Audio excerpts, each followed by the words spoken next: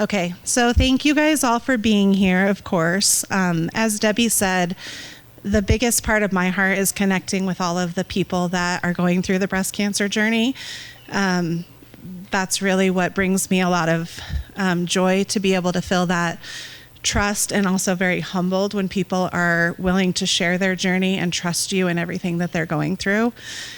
So with that, I would like to introduce Sarah to come up and speak and tell her story.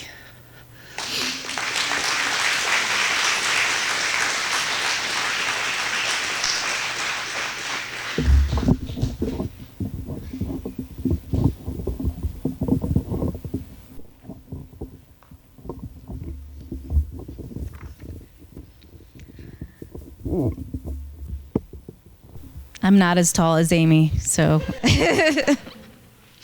thank you, Amy. I want to start off by thanking all of you for being here tonight. The support you give Roberta's legacy goes directly to, I had patients like me, but I'm going to change it to families like mine after what Harry has said. Thank you. It has helped me through the most difficult time in my life.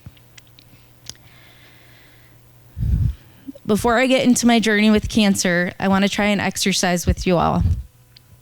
The greatest thing I've learned from having stage 3 invasive lobular carcinoma is to be present.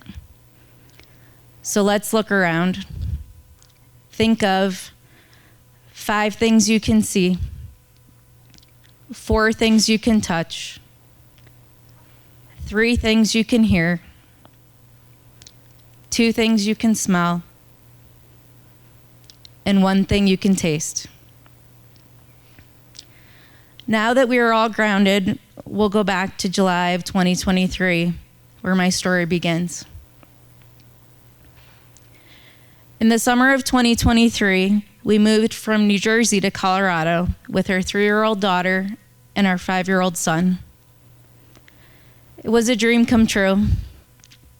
We had talked about moving to Colorado for years, but there was never a position for my husband to transfer. Now there was. The timing couldn't be better. Our son Victor would start kindergarten in the fall, and our daughter Annalise would start preschool. We decided to travel by car, fulfilling my husband's Clark Griswold-like road trip across the country in a station wagon. It wasn't just any station wagon, though. It was a Subaru. 4 days later, after seeing the St. Louis Arch, the world's largest belt buckle, and more, we arrived in colorful Colorado. The kids started school. My husband started his new position with the same company, and I started my job as a physical therapist at Longs Peak Medical Center. September rolled around, and I noticed something different in my body. My right breast seemed more dense, and there were lines where the skin was beginning to pull. Then I started having pain when I would sleep on my stomach from the pressure of my body weight on my chest. Something told me I shouldn't ignore these symptoms, but what was I to do? We had just moved, I had just started my job, and I didn't even have a doctor. Despite these factors, I knew in my heart I should get things checked out. I got in with the first person I could, a nurse at a local clinic. She examined me and ordered some imaging, but said, "There's no rush, it's not cancer."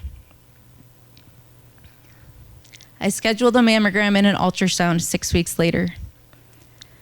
At the appointment, things started happening very quickly. My mammogram wasn't clear. My ultrasound showed multiple areas that were concerning, and the doctor wanted biopsied. I got in 2 days later for the biopsy. Colorado law states that medical results can be released as soon as they're available, sometimes even before a doctor is able to review them and talk to you.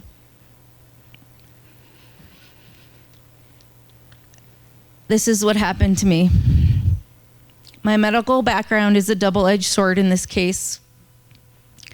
Carcinoma means cancer. That's all I needed to see from the results. I didn't know the other terms, but it didn't matter. Thank goodness my kids were at school at the time. Vic and I held each other as I cried. It was time to prepare for the most challenging year ahead for me in our 9 years of marriage. I was healthy, young, and active, and even moved to Colorado to be more active. How could I get breast cancer? The next few months were full of doctor's appointments, imaging, genetics tests, and self-doubt. Why me? What if I had done this instead of that? Would I not be in this position? I was numb. It was an out-of-body experience for me. I was just going through the motions. I was overwhelmed, scared, and in disbelief until I met Amy.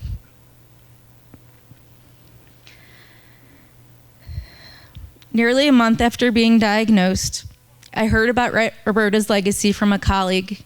She treats breast cancer patients, and I confided in her early, even though I had just met her a few months ago. I met with Amy one afternoon after my shift was over. I remember walking into the office and immediately feeling a wave of relief. The office space was very inviting. It was warm and cozy. It felt like a big hug on a cold December day.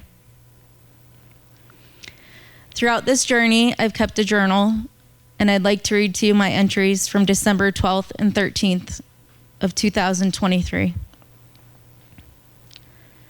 December 12th. Today, I'm grateful for finding Roberta's legacy. This nonprofit is not about checking a box or fitting into a specific category, other than having breast cancer and living, working, or being treated in Longmont. There are no income requirements or no crazy rules that you must meet. December 13th. Amy was very personable and easy to talk to, even if the subject matter wasn't. It felt good not to be in a doctor's office for once. I felt seen and wasn't judged or embarrassed about needing help at this difficult time. She gave me a stocking with a gift card, a homemade quilt, a beanie, and a post-op recovery pillow. She listened to my story and told me what resources were available. I'm glad she's here to help. I never knew so many doctors were involved with breast cancer. There was a breast surgeon, a plastic surgeon, an oncologist, and potentially more as my treatment plan would evolve. The plan always started with surgery. My imaging showed localized involvement only.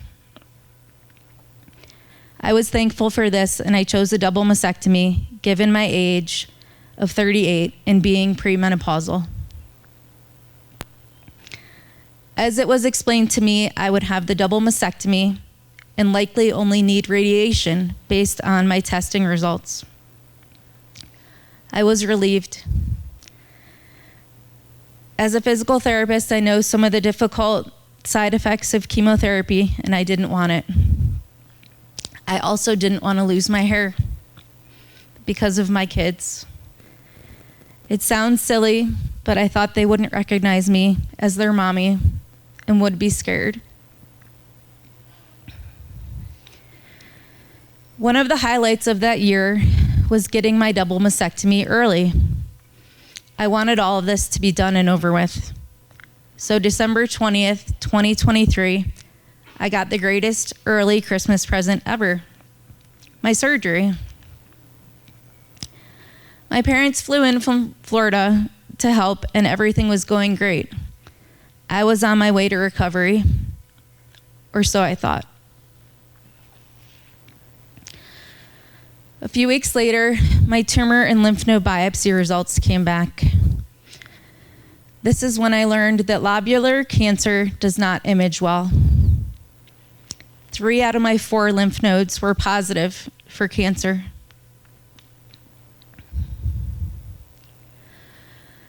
My mind started spiraling and I was devastated. My oncologist recommended chemotherapy. He explained a few options to minimize hair loss, but they weren't covered by insurance and they would extend my treatment time. Thankfully, I had Amy and Roberta's legacy. I chose to shave my head prior to chemo. I felt in control of something in that moment when things were out of control. I didn't cry like I thought I would. People even told me I had a nice shaped head. My mom and I went to Roberta's legacy to try on some wigs. This was a huge deal. I didn't know anything about wigs. None of them looked like my old self, and I didn't want to wear a hat or a scarf. I just didn't want to have chemo. But here we were. Amy and Lisa gave my mom and me a safe place to try on wigs, hats, and everything else. They educated me on how to put a wig on, how to store it, and even how to wash it. The roller coaster of the next 6 months was full of highs and lows, delayed chemo treatments due to infection, and 2 young children who were desperate for their mommy back.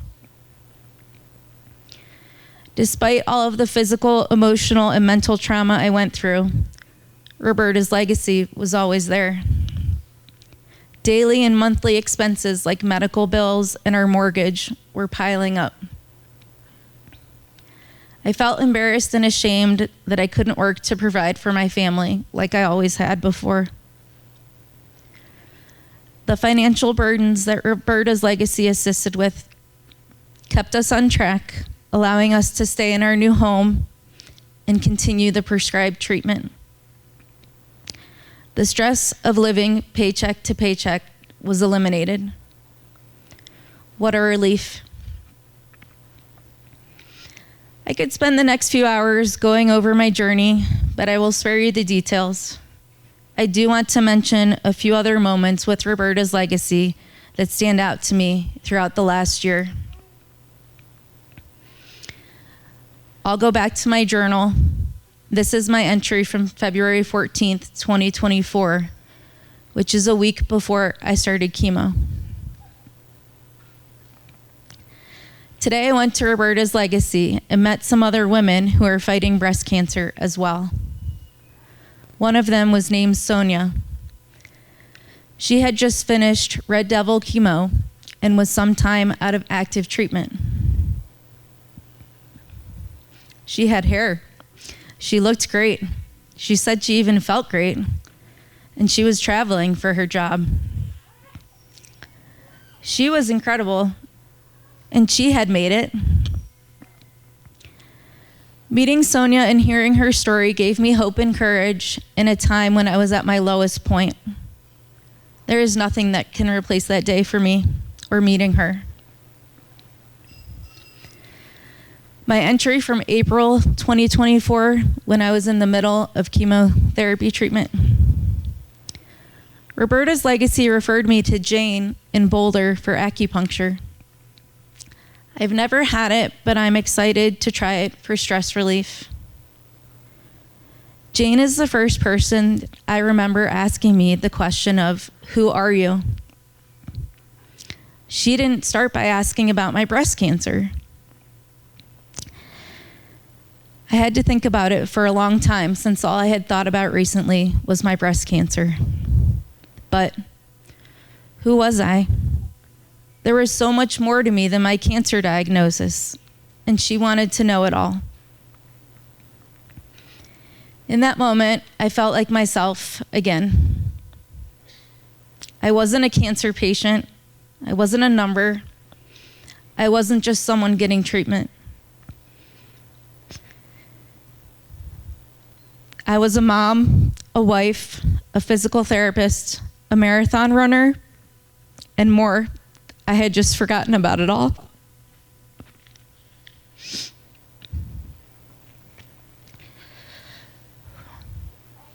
This is an entry from June towards the end of my chemotherapy treatment. Sunday, we went to a fairy and gnome party hosted by Roberta's Legacy. We got to meet some other people fighting cancer. Amy introduced me to her dad, Harry, and all I could say was thank you. The kids got to play with other kids who have been affected by cancer in some way too. They even got their face painted, which they loved. It was a busy but a great day. The community and resources that Roberta's Legacy has provided us since the beginning is unmatched and amazing. A common theme throughout all of these entries and my journey with cancer is Roberta's Legacy. It became a second home for me, a place to feel safe, full of love and hope. Amy and the rest of the team became a second family for me when my own family was hundreds of miles away. Amy and the entire staff at Roberta's are in it for the long haul, the entire journey, not just one treatment or one moment.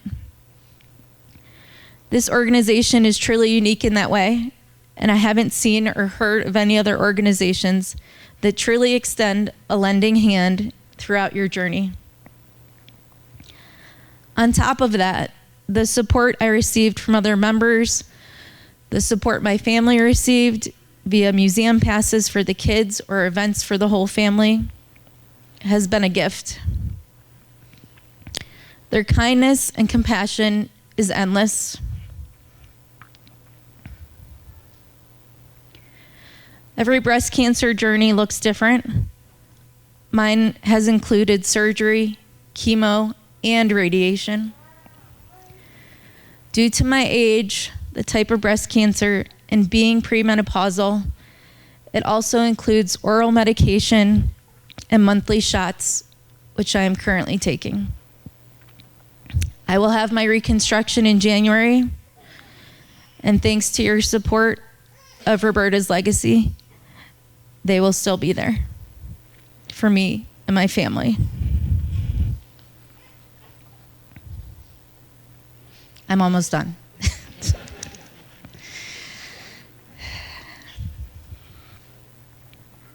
October is Breast Cancer Awareness Month.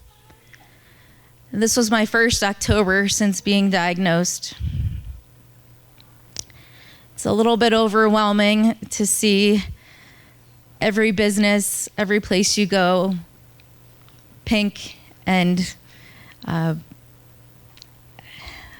just don't know what to say about that, but I appreciate the awareness. For this reason, I decided to come up with a challenge. I wanted to raise $344 because today marks 344 days since I was diagnosed. I reached out to friends and family in an effort to raise money to donate to Roberta's Legacy tonight. With the love and support of my village of family and friends, I've raised over $2,500.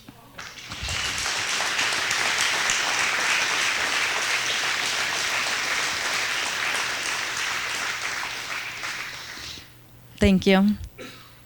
Every little bit helps, and it all adds up. I'm very excited to present this donation to Roberta's Legacy tonight as a sign of hope for others who are fighting like me. Thank you.